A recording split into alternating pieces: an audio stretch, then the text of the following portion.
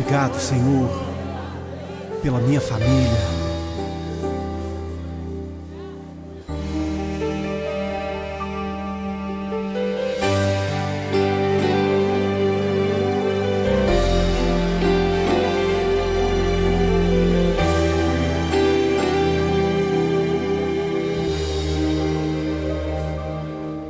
Te agradeço pela minha família e por tua presença no meu lar. Te agradeço pelo pão de cada dia que o Senhor nunca deixou faltar. Te agradeço pela nossa harmonia. Só em Ti, Senhor, podemos confiar. Já te agradeço pelas Tuas maravilhas e os milagres que ainda há de operar. A minha família é bênção do Senhor. Me ensina a tratar minha família com amor.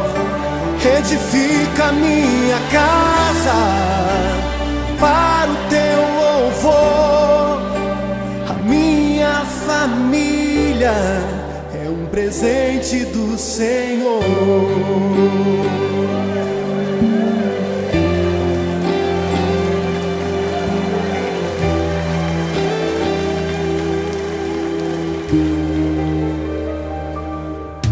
Te agradeço pela minha família e por Tua presença no meu lar. Te agradeço pelo pão de cada dia que o Senhor nunca deixou faltar.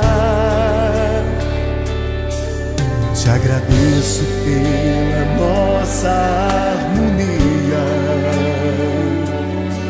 Só em Ti, Senhor, podemos confiar.